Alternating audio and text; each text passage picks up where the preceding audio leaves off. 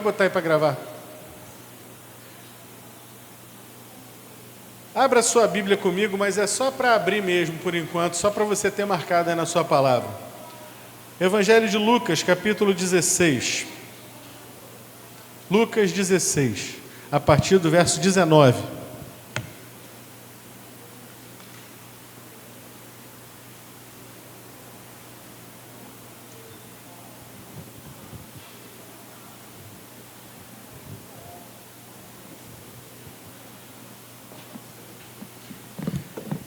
Eu não vou ler esse texto todo, não vou tratar propriamente desse texto, mas vou tratar de um outro assunto que vai passar por ele. Por isso que eu pedi para abrir, até para você marcar, deixar guardado para você estudar esse texto mais tarde durante a semana na sua casa. Esse texto do capítulo 16 de Lucas, a partir do verso 19, ele conta uma parábola. O Senhor Jesus está contando a parábola do rico e de um mendigo. Quem se lembra do nome do mendigo? Lázaro, perfeito. Ela é apenas uma parábola, não é uma história real. E essa parábola, ela tem algumas coisas muito relevantes, muito importantes. Ele conta a história de um homem rico que se vestia de linho fino e de púrpura. Se vestia muito bem, tinha tudo do bom e do melhor, comia do bom e do melhor. E o texto vai continuar dizendo que na porta do rico morava um mendigo. O nome do mendigo era Lázaro. O mendigo era todo machucado, todo ferido. Os cães lambiam as feridas dele. E conta algo mais sobre o pobre mendigo Lázaro, o pedinte, um morador de rua, se quiser. Esse Lázaro, ele desejava, não diz que ele comia, mas ele desejava comer aquilo que caísse da mesa do rico, os farelos da mesa do rico. O que quer dizer duas coisas. Primeiro, que o Lázaro realmente estava numa situação terrível e que o rico não se compadecia, nem o que caía da mesa sobrava para o Lázaro. O rico não estava nem aí. Acontece que no fim da história, os dois morrem. Aliás, no decorrer da história, os dois morrem. E o Senhor Jesus vai dizer que o rico morreu e foi enterrado. Que o mendigo Lázaro morreu e foi para o seio de Abraão. O seio de Abraão simboliza, mas não é, ele apenas simboliza aquilo que na teologia nós chamamos de estado intermediário. E esse é o primeiro ponto que eu quero tratar com os irmãos nessa noite. É um ponto doutrinário que poucas vezes é falado na igreja, assim, em matéria de mensagens. Existe uma coisa chamada estado intermediário, o que acontece entre a nossa morte e a volta de Jesus e o julgamento final. E vai existir uma outra coisa chamada estado final. Muitas vezes a gente simplifica a coisa dizendo, olha, é céu e inferno. Não é isso que a gente simboliza? A gente diz, ó, quem quer morrer, quem está com Jesus e quando morrer vai para o céu. E quem morrer, não estiver com Jesus, vai para o inferno. Mas não se trata propriamente disso, e é disso que eu quero falar hoje, para a gente colocar de uma maneira bem prática, até para que não haja dúvidas. Porque, veja bem, os irmãos, vocês conhecem pessoas de outras denominações e também de seitas que batem coisas para vocês, que buzinam coisas que às vezes você ouviu o galo cantar, mas você não se atentou. E vem o adventista e fala uma coisa, e vem a testemunha de Jeová e fala outra coisa, e você assiste um vídeo do Rodrigo Silva porque você queria saber alguma coisa sobre arqueologia bíblica, e você bota lá no vídeo do Rodrigo Silva.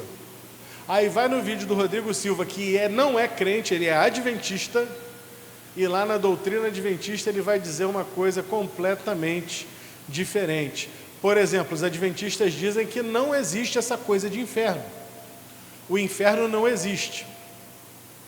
O adventista vai dizer que nós fechamos os olhos aqui e a alma dorme. E que depois que a alma dorme, aqueles que tiverem dormido em Cristo, serão ressuscitados para a vida eterna. E aqueles que não dormiram em Cristo, eles não vão para o inferno, eles deixarão de existir. É isso que o adventista ensina. Isso é um ensino errado, o ensino do sono da alma. Outro ensino errado, que não é bíblico, porque por isso está errado, o ensino que o catolicismo dá. O catolicismo tinha 4 destinos. 4 destinos que o catecismo católico sempre ensinou. O bebê que nasceu, mas morreu antes de ser batizado, ele morreu como? Como é o nome disso? Pagão. E se o bebê morrer pagão, ele vai para o limbo. Inventaram um lugar chamado limbo, para onde vão os bebês que não foram batizados. Mas não temam, porque em 2007 o Papa Bento XVI extinguiu o limbo, subiu todas as crianças para o céu. Olha que coisa boa. Então assim, é um ensinamento que não está na Bíblia, por isso eles escrevem e apagam e está tudo tranquilo, nada acontece, porque não muda nada. E os católicos também afirmam que há céu e inferno, só que tem uma coisinha ali no meio, que se chama purgatório. E o que é o purgatório? Como o nome já diz, é preciso purgar as impurezas. O ser humano que viveu uma vida do lado de cá, da eternidade, e que não viveu uma vida 100% maravilhosa e em piedade perfeita, a ponto de ir para o céu, ele vai parar no purgatório. Então, não foi nem tão bom quanto vou para o céu, nem tão mal quanto vai para o inferno. Está na média. Então, esse que ficou na média vai para o purgatório. No purgatório, para ele subir para o céu, para sair do purgatório, ele precisa das orações, das rezas dos que ficaram, precisa que você acenda a vela na intenção da alma dele, ele precisa que haja um enterro cristão, ele precisa que haja uma encomenda da alma dele, né, a extrema-unção de preferência, ele precisa que haja uma missa de 7º dia, ele precisa que haja uma missa de mês, uma missa de ano, tantas intenções quantas forem possíveis, e aí ele vai subindo, e um dia ele chega no céu. Essa é a doutrina do purgatório. Por que essa doutrina está errada, pastor? É simples, porque a Bíblia primeiramente, ela não fala de purgatório. Em segundo lugar, a Bíblia só aponta 2 destinos, o céu ou o inferno. E o destino céu, ele só vai para lá, para esse destino final, o céu, a presença de Deus, quem fizer boas obras, é isso? Não? Aí, então já sei, quem rezar 100 Ave Marias, 300 Pai Nosso, só vai para lá, para a presença de Deus, quem for salvo por Jesus Cristo. Nada do que nós fizermos aqui pode nos levar para a presença de Deus. Essa é a doutrina que a Bíblia ensina. Tudo o que foi feito pertinente à salvação do homem, tudo foi feito por Jesus, na cruz do Calvário. Então veja comigo, se Jesus fez tudo e basta a nós chegarmos a Ele, nos reconhecermos pecadores, entendemos que Ele é nosso único e suficiente Salvador,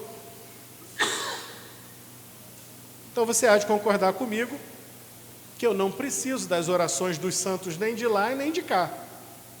Nem de lá enquanto eu estou aqui e nem daqui enquanto eu estiver lá no purgatório, porque não existe isso. Fechou os olhos, o que foi que o Senhor Jesus disse para aquele homem na cruz? Hoje mesmo estarás comigo no paraíso.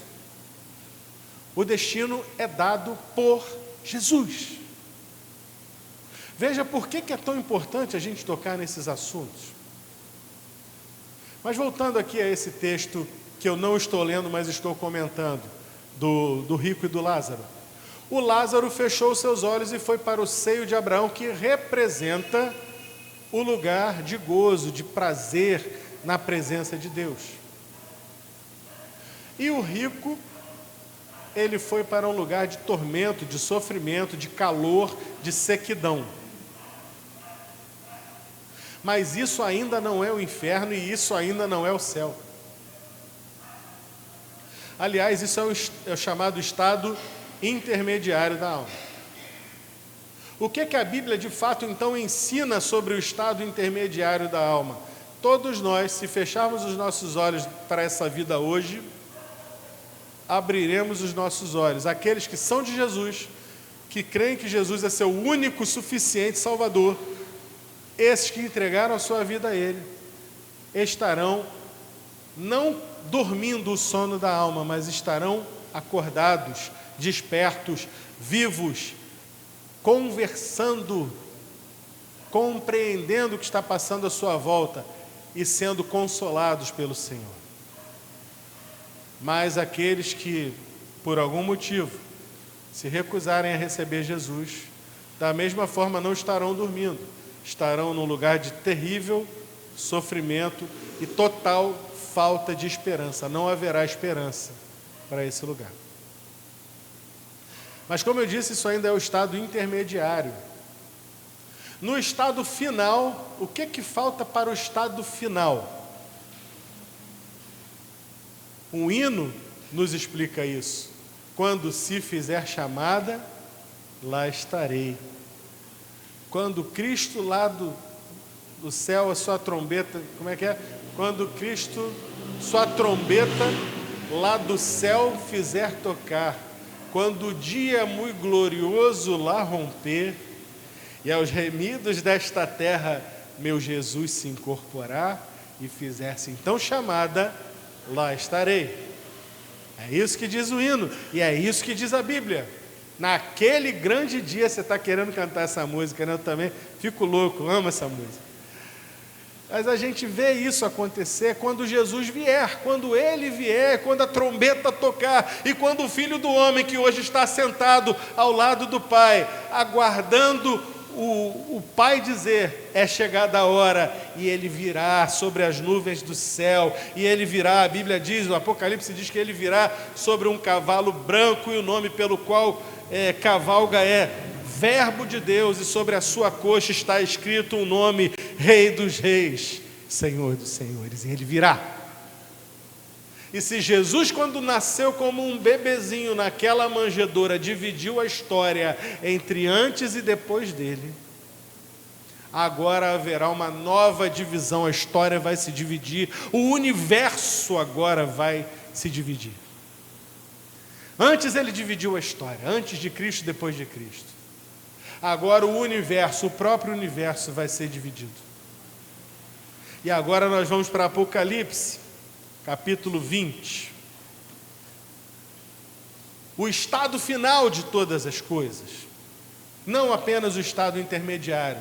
Porque o estado intermediário ele tem prazo para acabar. A volta de Cristo, o julgamento, o juízo final, quando Ele vier.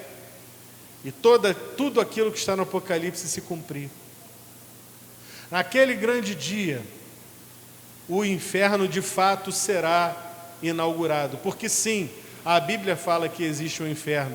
Porque sim, o Senhor Jesus, Ele afirma que há um lugar chamado inferno. E esse lugar não é um lugar agradável, como alguns brincam por aí. Não, eu vou para o inferno porque lá no inferno tem cerveja, tem bebida, tem mulher, tem tudo que eu gosto. No céu eu vou ficar lá tocando harpinha. Quem nunca viu uma piadinha sem graça dessa por aí? O povo fala isso. não sabem com que eles estão brincando, eles não têm noção, quando a ficha cair terá sido tarde demais. Mas, naquele grande dia que o Senhor vier, o julgamento acontecerá. E o Senhor, que enquanto esteve aqui, nos avisou, olha, existe um lugar chamado inferno, e ali o seu fogo não se apaga e o seu bicho não morre. É como se você estivesse sendo devorado vivo de forma ininterrupta por toda a eternidade. Tal é a dor. E como se um fogo abrasador tivesse aceso, pensa num maçarico com força, ligado em cima de você o tempo todo. O homem não foi feito para isso. O inferno foi feito para Satanás e os seus anjos rebeldes. Ninguém precisa ir para o inferno. O inferno existe, e eu vou dizer onde ele fica. O inferno fica no final de uma vida sem Cristo.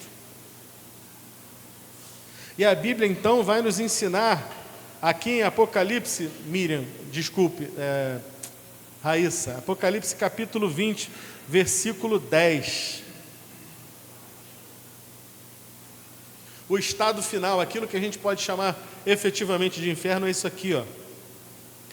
O diabo, que os havia enganado, foi lançado no lago de fogo que arde com enxofre, onde já estavam a besta e o falso profeta. Ali serão atormentados dia e noite, para todo sempre.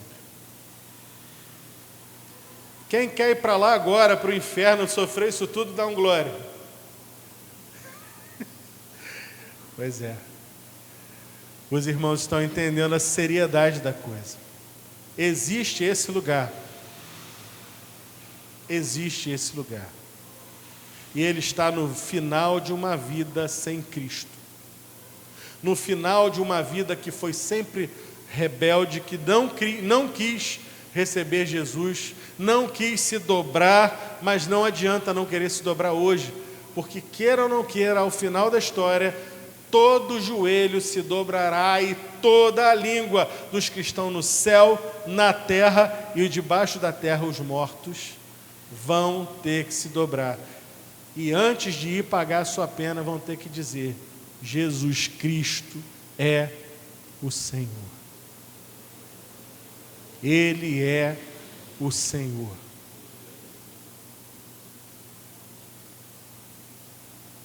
Silêncio, hein? Mas vamos falar como dizia o comercial da Top Term, vamos falar de coisa boa. Não existe só o inferno. Existe também esse é o estado final daqueles que estão sem Cristo. Mas qual é o estado final daqueles que estão com Cristo, que são de Jesus, que têm o Espírito Santo habitando dentro de si? Digam comigo, meus irmãos, aqueles que são de Jesus, no final vão para o... Errou. Sabia que vocês iam falar que é para o céu. Céu não, meus irmãos, é muito mais, muito mais. A gente simplifica esse negócio de céu, vamos para o céu. Por isso que as pessoas, a gente fica atrás dessas ideias de catolicismo, o catolicismo que inventou esse negócio, de que o diabo é feio, e de que os anjos ficam lá tocando harpinha, são as criancinhas gorduchinhas que ficam tocando harpinha. Sai disso. Sai dessa história de céu, vou ficar lá no céu tocando harpinha, não tem isso. A Bíblia não fala isso. A Bíblia fala, aqui em Apocalipse, que no final de tudo, que o nosso estado final... Quem aqui já morou em casa de primeira locação? Pegou a chave da casa, acabou de construir. Elton pegou um apartamento assim, não foi? Eu também já tive esse privilégio de pegar um apartamento que eu financei uma vez. Só quem entrou numa casa de primeira locação sabe o que é chegar lá dentro, ver tudo novinho, tudo pintadinho, tudo arrumadinho, aquele cheirinho de tinta, aquela obra recém-acabada, tudo bonito, tudo bom. É para lá que eu vou, é para lá que a gente vai. Porque a Bíblia diz que Deus não vai dar apenas um céu para a gente, Ele vai dar um novo céu e uma nova terra. Vamos para a Bíblia. Olha o que diz aqui em Apocalipse 21 agora, irmã. Apocalipse 21. Na verdade, no final do 20, tem lá o juízo final, entre o versículo 11 e o versículo 15. O que vai acontecer no juízo final? O diabo já foi lançado no lago de fogo e enxofre. E agora, no final, vão ser abertos os livros. Os livros vão ser abertos, inclusive o livro da vida. E quem estiver no livro da vida vai para esse lugar aqui. Só quem estiver com o nome no livro da vida. Apocalipse 21, verso 1. Então vi um novo céu e uma nova terra, pois o primeiro céu e a primeira terra já não existiam. Está vendo esse planeta que está pegando fogo hoje? Vocês estão vendo esse planeta tão bonito, com lugares tão maravilhosos, com águas quentes e deliciosas e transparentes lá no Caribe. Esse planeta que tem animais assombrosos e maravilhosos e lindos. Esse nosso Brasil tão maravilhoso, com floresta, com mar.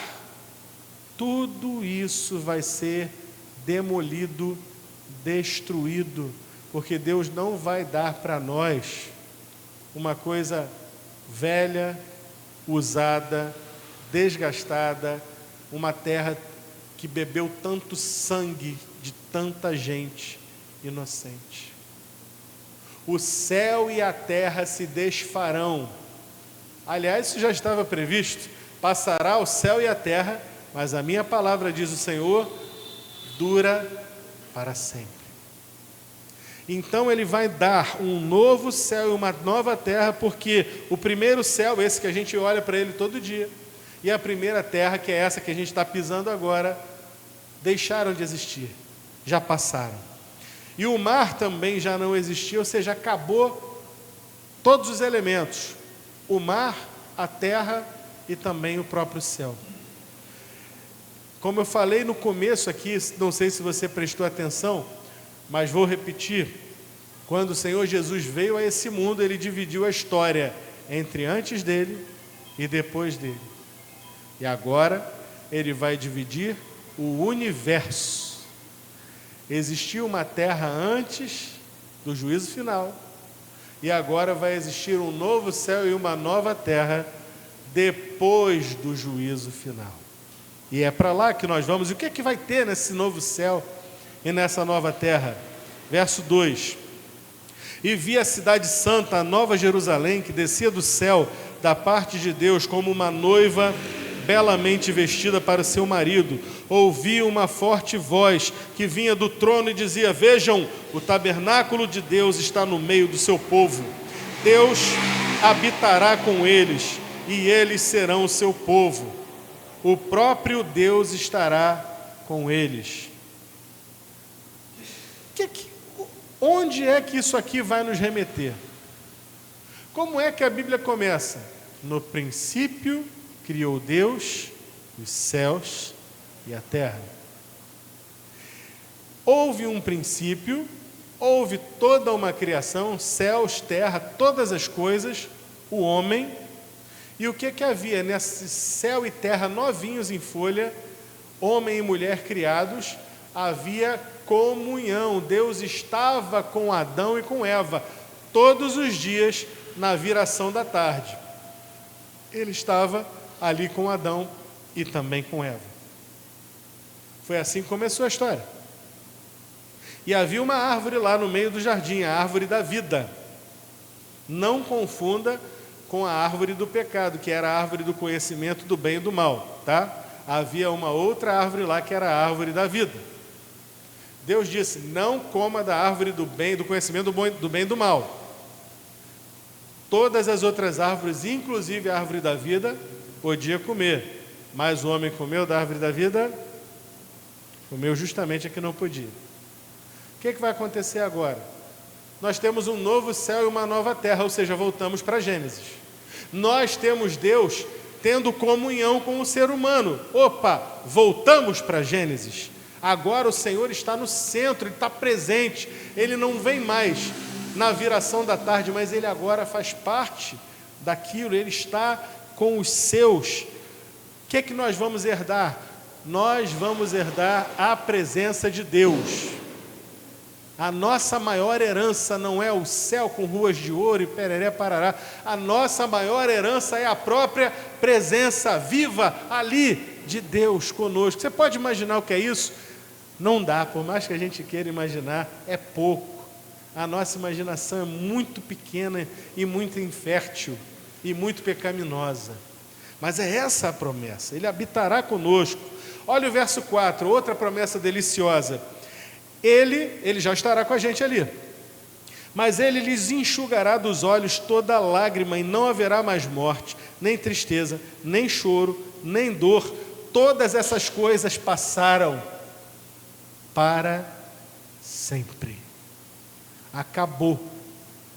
Houve um tempo em que aconteceu morte, guerra, destruição, sofrimento, choro, lamento, ranger de dentes. Infelizmente, para aqueles que escolheram o caminho errado, isso agora ficou só para eles, mas para quem está na Nova Jerusalém, isso acabou, porque Deus está ali e Ele lhes enxugará a lágrima. Tudo que nós sofrermos por Jesus aqui do lado de cá, vale a pena, porque é tesouro do lado de lá, naquele grande dia. E aquele que estava sentado no trono, verso 5, disse: veja, faço novas todas as coisas. Em seguida disse: escreva isto, pois o que lhes digo é digno de confiança e verdadeiro. E disse ainda: está terminado. Eu sou o alfa, o ômega, o princípio e o fim. Quem é que está dizendo isso? Jesus. Ele é o alfa, o ômega, o princípio e o fim. A quem tiver sede, darei de beber gratuitamente das águas da vida. Interessante que lá na parábola do rico e do Lázaro, nós vemos uma cena de sede profunda. O rico está sofrendo lá no inferno e diz para o pai Abraão: peça que Lázaro molhe a pontinha do seu dedo para amansar um pouquinho da sede tão profunda que eu estou sentindo. Vai sentir essa sede para sempre. Mas aqueles que estarão com o Senhor beberão livremente da água da vida. E quem promete isso é o próprio Senhor Jesus. Verso 7. O vitorioso herdará todas essas bênçãos, e eu serei seu Deus, e ele será meu filho. Somos corpo de Cristo. Somos filhos de Deus por adoção. E a gente não perde esse status. Começa aqui e vai se cumprir pela eternidade, com a graça de Deus, pelo amor de Jesus. Tem uma turma que não vai, eu não vou nem falar dessa turma que não vai, vamos falar só de coisa boa, como eu estava falando. Verso 9. Então, um dos 7 anjos que seguravam as 7 taças com as últimas 7 pragas, se aproximou e me disse: venha comigo e eu lhe mostrarei a noiva, a esposa do Cordeiro. Ele me levou no espírito até um grande e alto monte e me mostrou a cidade santa, Jerusalém, que descia do céu da parte de Deus, a nova Jerusalém, novo céu, nova terra, nova Jerusalém. Já vimos em outros textos que herdaremos um novo corpo, ganharemos uma pedra branca com um novo nome. Tudo isso porque nós aqui do lado de cá recebemos Jesus e já ganhamos um novo coração, e já ganhamos uma nova vida, e deixamos o velho homem para viver uma vida como um novo homem, e só o novo homem vai para a nova Jerusalém. E o que é que tem de tão bom nessa nova Jerusalém? Primeiro, ela descia do céu da parte de Deus. O que mais? Verso 11. Brilhava com a glória de Deus e cintilava como uma pedra preciosa, como jaspe, transparente como cristal. O muro da cidade era grande e alto, com 12 portas guardadas por 12 anjos. E nelas estavam escritos os nomes das 12 tribos de Israel. Havia 3 portas de cada lado, leste, norte, sul e oeste. O muro da cidade tinha 12 pedras de alicerce, e nelas estavam escritos os nomes dos 12 apóstolos do Cordeiro. O anjo que falava comigo tinha na mão uma vara de ouro, e aí ele vai medir a cidade, E olha uma outra característica no verso 18. O muro da cidade era feito de jaspe. A cidade era de ouro puro, transparente como vidro. O muro da cidade era construído sobre alicerces ornamentados com 12 pedras preciosas. Aí ele vai falar aqui os nomes das pedras, eu vou pular essa parte, para a gente chegar no versículo 21. As 12 portas eram feitas de pérolas, cada porta de uma única pérola.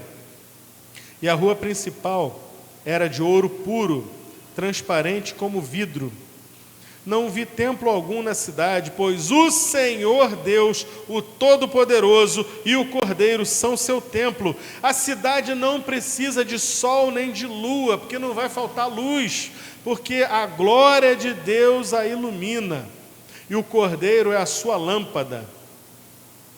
Vejam, meus irmãos, que lugar diferenciado. E às vezes a gente pensa, né? Não, vamos para lá, para a presença de Deus, para o céu, porque ali no céu vai ter ruas de ouro e as pessoas ficam sonhando com esse negócio de rua de ouro.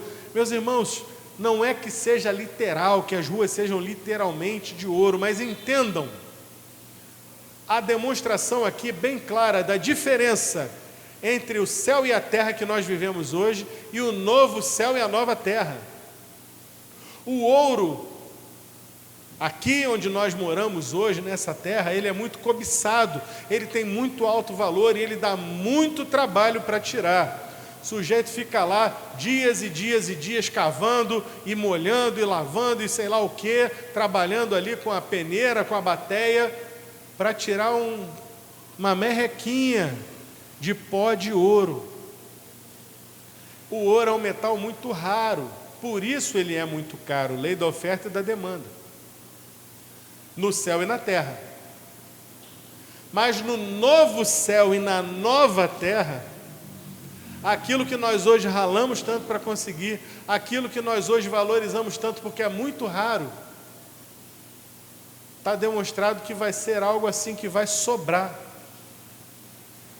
Vai ser algo que vai ser usado para a gente pisar em cima, tão sem valor que é. Porque o grande valor da Nova Jerusalém não está nas portas de pérola, não está nos muros com pedras preciosas incrustadas, não está no ouro que nós vamos andar pisando. O grande lance, o grande valor da cidade, da Nova Jerusalém, é que ali estará o trono de Deus. Ele é maior que o ouro, ele é maior que a prata, ele é maior que as pedras preciosas, ele é maior que o mais valioso, que o sol e a lua. Precisamos hoje do sol e da lua para termos vida nesse planeta. A lua para regular as marés, o sol para iluminar, para dar vida, para fazer o verde crescer, para fazer com que a gente não viva numa geladeira, num planeta que é todo um ecossistema que funciona graças ao sol. O que está sendo dito aqui por imagem é o centro desse novo céu, o centro dessa nova terra, o centro dessa cidade essa sim cidade maravilhosa e não Rio de Janeiro, a cidade maravilhosa de Nova Jerusalém, é Deus. É a presença dele, ele vai dar vida como o sol dá vida, ele vai regular tudo como a lua regula tudo, ele é o grande valor e perto dele o ouro perde seu valor, pode ser pisado. Que coisa maravilhosa. Eu quero ir para lá, alguém mais aí quer ir para lá? Ah, sabia que vocês iam querer. Até me perdi, onde é que eu estava, Miriam? Raíssa, desculpa, 22. Está no capítulo 21, versículo 23. Agora veja, ainda tem mais. Quando você acha que acabou, verso 24: as nações andarão em sua luz, ou seja, na luz do Senhor, e os reis em toda a sua glória entrarão na cidade, suas portas nunca se fecharão, pois ali não haverá noite. Sabe o que significa? As cidades nos tempos bíblicos, elas tinham portas, cada porta atendia a uma finalidade. Só em Jerusalém tinha a porta formosa, tinha a porta dos mercadores, tinha a porta do peixe, tinha até a porta do lixo. A jogar lixo era naquela direção que jogava no Vale do Geena. Cada porta tinha uma finalidade. Mas as portas, elas tinham duas funções. A primeira função era regular a entrada e saída. E a segunda função era a segurança. As portas ficavam nos muros e quando anoitecia, as portas das cidades eram fechadas, para que a cidade não fosse invadida durante a noite. Acabamos de ler o quê? Suas portas nunca se fecharão, está aqui atrás de mim. Pois ali não haverá noite. Então as portas da cidade não precisam ser fechadas. E convenhamos, não precisariam ser fechadas de forma alguma, porque não haveria risco. Quem é que vai invadir a cidade de Deus? Quem é que vai invadir a Nova Jerusalém, onde o Senhor é o centro dela? O que é que esse versículo nos revela? Haverá segurança eterna. Tudo que a gente fica querendo nesse mundo, e os políticos estão aí vendendo agora, saúde, educação, segurança. Nova Jerusalém vai dar, sobrando. Segurança eterna na presença do Senhor. 25 já li, 26. E todas as nações trarão sua glória e honra à cidade. Nenhum mal terá permissão de entrar, nem pessoa alguma que pratique o que é vergonhoso ou enganoso, mas somente aqueles cujos nomes estão escritos no livro da vida do Cordeiro. Meus irmãos, falar em céu é muito pouco. Sonhar com o céu é muito pequeno, porque as promessas que nós encontramos na Bíblia vão muito além daquilo que pedimos ou pensamos ou imaginamos. A Bíblia começa com céu e terra e Deus no meio do seu povo. A Bíblia termina com céu, terra, Deus no meio do seu povo. A Bíblia começa com uma árvore da vida. A Bíblia termina com um rio da vida, com um rio da água da vida, que quem quiser poderá beber livremente. Começa com uma árvore da vida. E a árvore da vida que estava no jardim do Éden, quando o homem pecou, Deus coloca o homem para fora do jardim, para que não comesse da árvore da vida. E o que aconteceria se o homem pecador comesse da árvore da vida? Ele viveria para sempre e não teria oportunidade de ser salvo. Portanto, Deus tira o homem do jardim e tira o acesso dele à árvore da vida, para que ele tivesse a oportunidade de ser salvo. E aí ele manda Jesus. E agora que tudo está resolvido, e agora que os maus já foram julgados e colocados no lago de fogo e enxofre, a Nova Jerusalém desce, o rio sai do trono de Deus, o rio da água da vida. Esse rio vai regar a própria árvore da vida. E a árvore da vida é uma árvore que dará os seus ramos, ela dará 12 frutificações por ano, e as suas próprias folhas serão para a cura das nações. Aquela árvore da vida que a gente foi impedido de comer por causa do pecado, ela estará lá, no centro do jardim. Aliás, à beira do rio da água da vida, disponível para quem quiser, frutificando todo mês, com fartura. No céu não haverá necessidade, não haverá fome, não haverá discórdia, não haverá briga, não haverá choro. Na Nova Jerusalém. Isso é o que espera aqueles que se encontraram com Jesus e que deram tudo, deixaram tudo e disseram: olha, Senhor, a partir de hoje, eu que servia aos orixás, não quero mais saber disso, sou do Senhor. Eu que tinha meu santo guerreiro como meu guia, não quero mais, eu quero só Jesus, porque eu entendo que só Jesus, Ele é o caminho que nos leva para Deus. Só o Senhor pode oferecer a vida eterna dessa forma tão maravilhosa e tão completa. Nós estamos precisando voltar para a Bíblia, voltar para o Apocalipse, voltar para as promessas, nos enchermos dessas promessas, nos absorver essas promessas, de forma que a gente possa falar delas, sonhar com elas, falar a outros: olha, eu vou para um lugar que eu gostaria de te levar. Vamos viajar para lá? Vamos, vou te contar para onde é. Nova Jerusalém. E o que tem lá? Tem o rio da água da vida, tem a árvore da vida. O sol e a lua não estão lá, porque do próprio Deus estará lá. Você quer viajar comigo para um lugar onde não vai ter fome, doença, peste, miséria, não vai ter pandemia?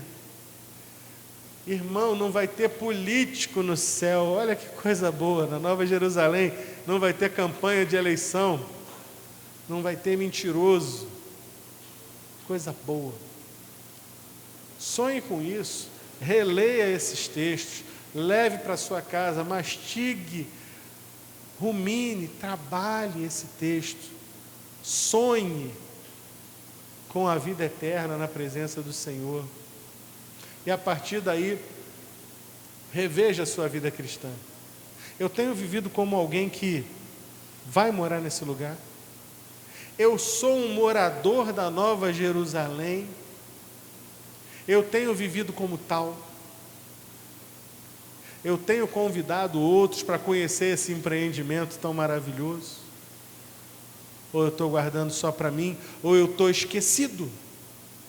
Tem muito crente por aí que está se esquecendo daquilo que já tem e que está simplesmente pensando: é céu e inferno, céu e inferno, céu e inferno. Não simplifica não, meu irmão. Vá além. Sonhe com tudo. Não sonhe pequeno não, sonhe grande. Há um lugar para mim nessa cidade, na Nova Jerusalém. E eu quero que a minha família vá comigo. Eu quero que os meus vizinhos vão comigo. Eu quero que eles conheçam Jesus pelo que Ele é para mim e também para que eles tenham acesso a tudo isso. Senhor, que nós possamos sonhar com isso. E nós possamos desejar profunda e ardentemente, nesse vale de lágrimas aqui desse mundo, nós possamos sonhar com a Nova Jerusalém, com o novo céu, com a nova terra, com o rio da água da vida, com a árvore da vida, com o Senhor ali ao centro da cidade, iluminando e dando vida, com o lugar onde toda lágrima será seca, com o lugar onde não haverá nada de mal, onde haverá plena paz, plena segurança, onde gozaremos e desfrutaremos eternamente da Tua presença e da presença uns dos outros também, daqueles que amaram ao Senhor nesta vida aqui. Sê conosco.